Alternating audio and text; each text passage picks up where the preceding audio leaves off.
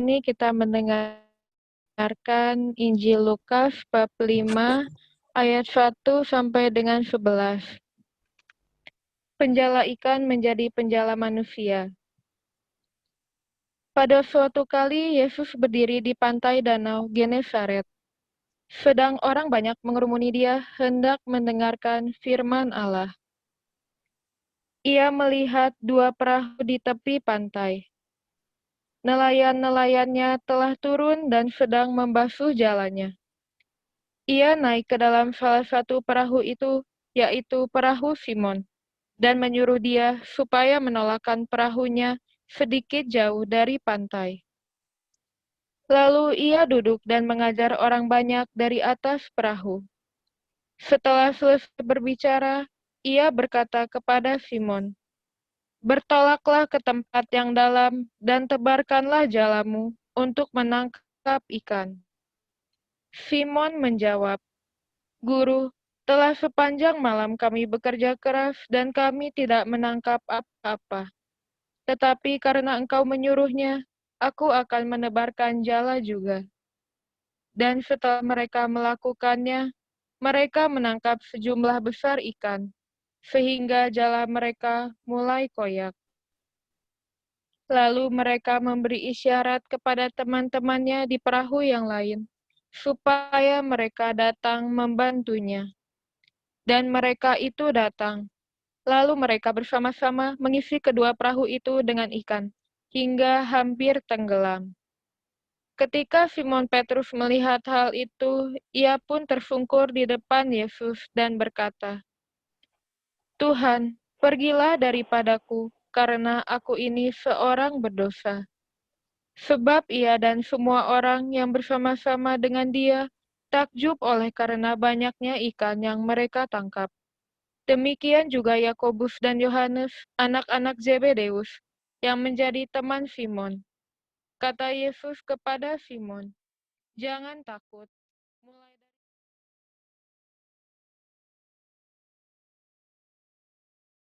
Syarat menjadi murid. Kalau kita baca dengan baik, pertama-tama kita diminta menolakkan perahu ke tempat yang dalam. Ayat 4, setelah selesai berbicara, Yesus berkata kepada Simon, "Bertolaklah ke tempat yang dalam." Ya, ayat 4 ya. Coba kita baca bersama-sama ayat 4. Bisa? Bisa, Romo. Bisa, Romo. Apakah kitab sucinya bisa ditampilkan di screen? Atau kalau enggak ya enggak usah. Kayak di bisa atau mungkin dibacain aja kali ya, Mo ya. Ya, kita baca 3, 2, 1.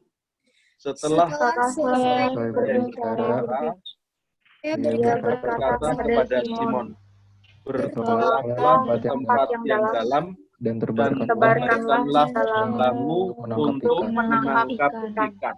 Nah, saya sengaja, karena kita bulan kitab suci, maka kita paling tidak membaca kitab suci semuanya. Jadi, syarat pertama dalam discipleship, ya, pemuridan adalah bertolak ke tempat yang dalam. Ada beberapa catatan tentang hoc in altum ini dalam bahasa Latin, bertolak ke tempat yang dalam. Kalau kita membayangkan laut, maka tempat yang dalam itu berarti di tengah. Iya. Tempat yang dalam itu berarti bukan di pinggir, bukan di tempat yang dangkal, bukan di pantai, tapi tempat yang berbahaya. Karena ada kemungkinan kapalnya itu tenggelam oleh karena badai, angin topan, atau nabrak batu karang. Tapi seorang nelayan sejati, dia harus menolakkan perahunya ke tempat yang dalam. Bukan hanya cari aman dan nyaman. Kalau orang cari aman, orang cari nyaman, ya di tempat dangkal saja. Di pantai aja. Tapi apakah dapat ikan? Jawabannya adalah tidak. Ya. Jadi menjadi murid Tuhan, kita diminta satu, menolakkan perahu ke tempat yang dalam. Hoc in altum. supaya kita berhasil menjala ikan kalau nelayan. Itu yang pertama. Yang kedua, kita diminta setelah ke tempat yang dalam tidak hanya diam saja, tapi Yesus mengatakan, tebarkanlah jalamu untuk menangkap ikan. Seorang nelayan, kalau sudah menolakkan perahunya ke tempat yang dalam, tapi diam saja, apakah dapat ikan? Tidak. Apakah berhasil? Tidak. Dia harus menebarkan jala. Artinya apa? Dia harus berusaha dengan sungguh-sungguh. Itu yang kedua. Menebarkan jala. Berusaha dengan sebaik-baiknya. Oke. Yang pertama nih, teman-teman, di manakah peristiwa itu terjadi?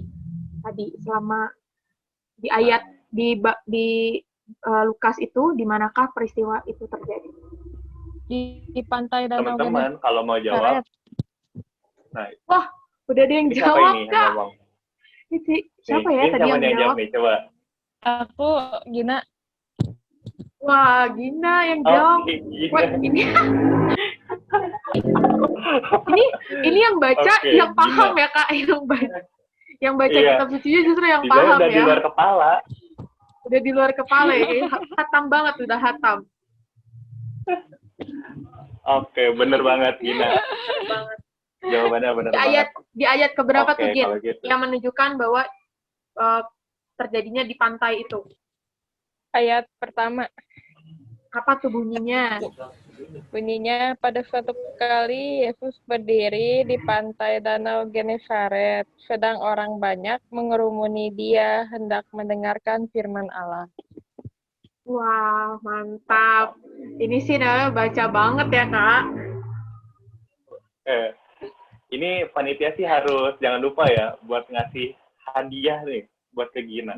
Betul. Ntar Gina jangan lupa ya, dimintain aja ntar ke panitianya. Betul. Ya. Boleh, Oke. Kak, pertanyaan yang kedua nih. Terima kasih Gina. Oke, lanjut ya yang kedua. Yang kedua, setelah Yesus selesai mengajar, apa yang diperintahkan Yesus kepada Simon dan bagaimana reaksi Simon? Untuk teman-teman yang mau jawab, boleh kenalin dulu namanya, dari KMK mana, sama pertanyaannya. Sama jawabannya maksudnya. Lah yang lebih dalam dan tebarkanlah jalamu. Ini siapa? Ini siapa tuh? Ini tadi kayaknya aku mendengar suara-suara jawaban, tapi siapa ya yang jawab? Anas. Ini Nama saya Anastasia ya? Anastasia. Dari KMK mana, Kak? Wan. Ya, boleh silakan, Kak, jawabannya. Ayat berapa yang menyatakan jawaban tersebut? Ayat 4. Bunyinya? Ya, yang bertolaklah ke tempat yang dalam dan tebarkanlah jalamu untuk menangkap ikan. Bener banget. Bener banget ini Kak Anas jawabannya. Waduh, ini benar-benar udah pada ini semua ya, udah pada paham semua sama isinya nih Kak Aurel. Wah, Di ini luar kepala kayaknya nih ya. ya berarti ini namanya pengajaran yang Romo Adi tuh langsung nempel banget ke kita ya.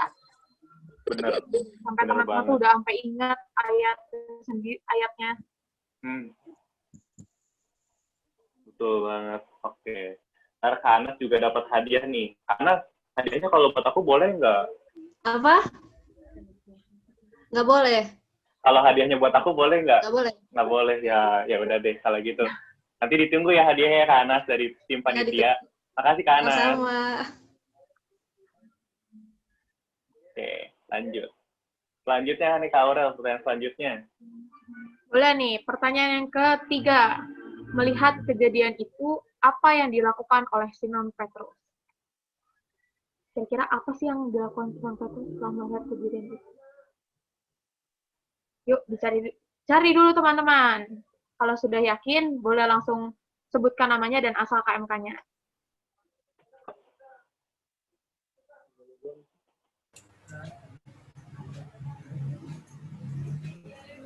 Ya nih, coba Kak Aurel mungkin diulang lagi pertanyaannya. Untuk Pertanyaannya, teman-teman nyari. oke. Pertanyaannya, melihat kejadian itu, apa yang dilakukan oleh Simon Petrus? Saya, Kak. Boleh. Siapa tuh? Ayo, yang sebutkan namanya dulu langsung. Terus asal Namanya KMK-nya. Nona dari Boleh. MK Rangkas Bitung. Iya, silakan jawabannya, Kak Nona. Itu di ayat 8 ke Simon Petrus melihat hal itu, ia pun bersungkur di depan Yesus dan berkata, Tuhan, pergilah daripadaku karena aku ini seorang berdosa. Wah, ini sih benar-benar memperhatikan ya ternyata teman-teman ini ya. Wah, ini kalau dilihatnya ternyata ada kunci jawaban yang disebarkan, Kak. Waduh, ini Kak Edi dapat pelanggaran nih. Dapat pelanggaran nih kayak ini. Benar-benar nih. Oke, tapi jawaban dari Nona bener banget. Betul banget. Oke, nanti ditunggu ya hadiahnya Kak Nona. Iya, Oke, Kak. kalau gitu untuk pertanyaan yang terakhir. Pertanyaannya adalah, apa yang dikatakan Yesus kepada Simon ketika mendengar perkataan Simon? Saya Kak Ratna Situmorang. Dengan takut. Oke, Ratna Situmorang dari KMK apa? KMKP Pakuan. Boleh, silakan jawabannya. Oke, Ketika Yesus berkata kepada Simon, jangan takut, mulai dari sekarang engkau akan menjala manusia. Ayat keberapa tuh? Ayat ke-10, Kak. Wah. Ini sih. Wah, jawabannya benar kan ya? Benar. Jawabannya benar kan nih? bener gak nih? Yakin gak nih, Ratna? Ini. Ya. Ya. Oke. Oke. Betul sekali jawabannya.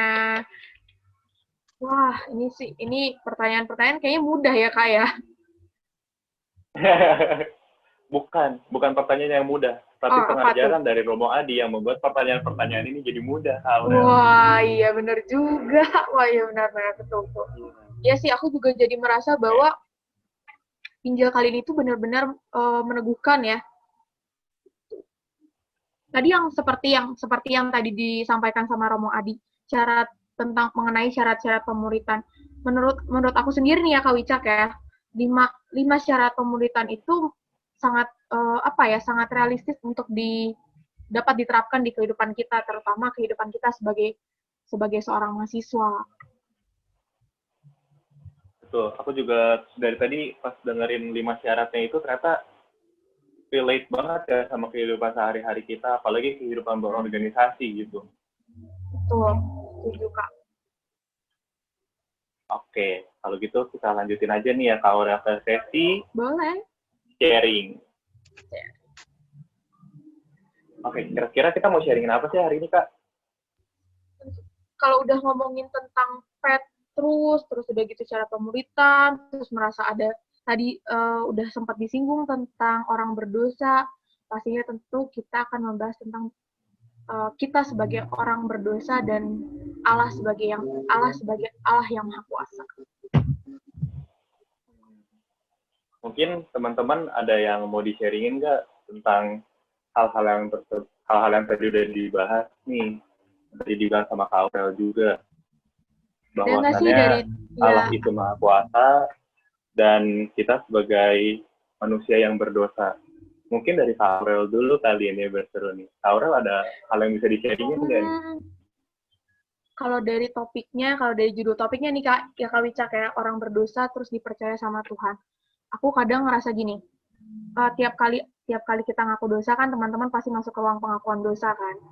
Itu aku merasa bahwa wah ternyata hidup gua penuh dosa banget ya sampai buat gua melakukan kesalahan. Tapi Tuhan nggak pernah nggak pernah negur kita dengan cara yang apa ya, bisa disebut dengan cara yang jahat gitu. Tuhan selalu punya rencana Tuhan selalu punya pengampunan untuk kita. Dan tiap kali, kalau aku sih tiap kali masuk ruang pengakuan dosa, aku merasa berdosa gitu. Tapi mungkin ya, aku merasa kebanyakan dari kita tiap kali kita masuk ruang pengakuan dosa, terus keluar berbuat dosa lagi. Bener gak sih teman-teman? Bener. Ya kadang kita masuk ruang pengakuan dosa, udah ngakuin dosanya, terus keluar, ya berbuat dosa lagi. Tapi tetap aja, tiap kali kita seperti itu, aku merasa bahwa Tuhan tetap selalu ada di saat aku butuh, di saat aku senang dan aku sedih. Mungkin Kak Wicak ada yang mau diceritakan? Belum kali ya, mungkin dari teman-teman dulu kali ya, dari teman-teman dari KMK yang lain. Boleh nih nge-sharingin apa yang mau di-sharingin. Pernah nggak sih teman-teman merasa sangat berdosa, kemudian Tuhan bahasanya menyelamatkan teman-teman dari rasa berdosa itu, kemudian teman-teman ya merasa sangat bersyukur. Atau mungkin teman-teman ada yang mau nanya ke Romo Adi? Boleh.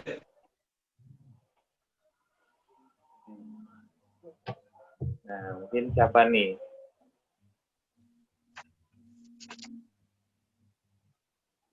Siapa, teman-teman? Mungkin Kak Niko. Iya, Kak Niko. Atau Kak Feli tadi yang dari KMK Serang? Iya, tahu.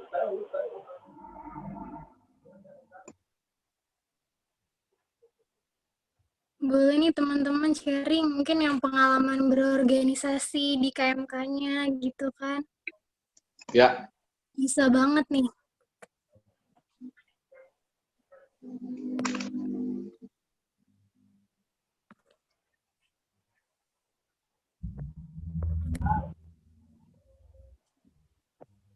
Silakan sharing atau tanya. Sharing boleh.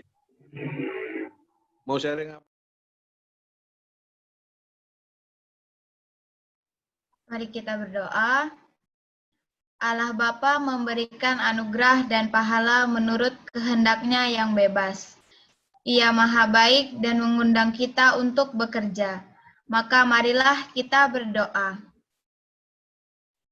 Bagi semua warga gereja yang mengabdikan diri kepada Tuhan dan Injil-Nya. Semoga Allah Bapa memberkati semua warga gereja yang mengabdikan diri kepadanya dan Injil dengan segala daya. Marilah kita mohon. Kabulkanlah doa kami. Bagi orang-orang sakit dan jompo di rumah-rumah khusus atau rumah mereka sendiri. Semoga Allah Bapa yang Maha Pengasih menghibur mereka yang sakit dan jompo dengan perawatan yang memadai dan penuh kasih sayang. Marilah kita mohon. Kabulkanlah doa kami ya Tuhan. Bagi para korban kekerasan, ketidakadilan, diskriminasi, dan kebencian. Semoga Bapa melindungi mereka yang mengalami perlakuan kurang adil, tidak menjadi tawar hati dan pudar harapannya, tetapi selalu rela mengampuni dengan sepenuh hati orang-orang yang telah menganiaya mereka. Terimalah mereka yang telah meninggal, dan tuntunlah mereka yang letih lesu di jalan salib hidup-Mu. Marilah kita mohon. Kabulkanlah doa kami ya Tuhan. Bagi para pemimpin dunia, semoga Bapa membimbing para pemimpin negara agar mengambil langkah yang tepat menghadapi pandemi COVID-19. Marilah kita mohon. Kabulkanlah doa kami ya Tuhan. Bagi mereka yang kehilangan orang yang dicintai karena virus corona, semoga Tuhan menghibur mereka dan memberi mereka kedamaian. Marilah kita mohon. Kabulkanlah doa kami ya Tuhan. Kabulkanlah doa kami ya Tuhan. Bagi para dokter perawat, dan sukarelawan dalam pandemi COVID-19. Semoga Allah Bapa memberkati para dokter, perawat, serta sukarelawan dalam pandemi COVID-19 dalam karya cinta kasih mereka bagi para penderita. Sebagai kelanjutan karya cinta kasih putranya, marilah kita mohon. Kabulkanlah doa kami ya Tuhan. Bagi kita semua di sini, semoga Allah Bapa mendorong kita agar dalam kata dan karya memberi kesaksian bahwa Dia selalu tetap memperhatikan kita masing-masing. Marilah kita mohon. Kabulkanlah doa kami ya Tuhan. Bagi kita di sini, Kabulkanlah doa kami ya Tuhan. semoga Allah Bapa yang Maha Bijaksana membuka hati dan pandangan kami sehingga bersedia dengan tulus hati memberi tempat kepada siapapun di tengah kami. Marilah kita mohon. Kabulkanlah doa kami ya Tuhan. Allah, Engkau begitu baik pada kami, sehingga segala kejahatan dan dosa kami tidak Kau perhitungkan. Semoga kami, manusia yang kecil dan lemah ini, dalam pergaulan kami, menunjukkan kasih yang pengampun dengan kata dan perbuatan, karena Yesus Kristus Tuhan kami. Amin. Baik, terima kasih kepada teman kita Felixia sudah membacakan doa umat. Terima kasih ya. Selanjutnya mungkin saya mau mengucapkan terima kasih untuk Romo Agustinus Adi yang sudah meluangkan waktunya memberikan pengajaran di pertemuan ketiga BKSN Gema Bogor 2020. Untuk menutup pertemuan hari ini, kepada Romo dipersilakan mungkin untuk memberikan doa serta berkat penutupnya. Ya, baik. Marilah kita berdoa. Ya Allah yang Maha Cinta, kami bersyukur atas sabda-Mu yang menginspirasi kami, di mana Kau minta untuk mengikuti Engkau agar menolakkan perahu ke tempat yang dalam, agar berusaha dengan sungguh-sungguh, agar tidak mudah putus asa apapun yang terjadi, karena Engkau yang memerintahkan, agar kami mampu bekerja sama, agar kami cukup rendah hati untuk mengakui diri sebagai orang berdosa, untuk mengakui bahwa tanpa Engkau kami bukanlah siapa-siapa dan kami tak bermakna. Bantulah kami agar dengan kuasa Roh Kudus-Mu kami dapat mengenali diri kami di hadapan-Mu dan berani mempersembahkan hidup kami untuk kerajaan-Mu, karena Engkau bersabda kepada kami, jangan takut. Mulai dari sekarang Engkau akan menjala manusia. Ingatkanlah kami akan keberdosaan, kelemahan, dan kekurangan kami, namun Engkau tetap mempercaya kami untuk melakukan tugas perutusan menjala manusia. Kami persembahkan segala apa yang kurang dalam pertemuan ini, Tuhan.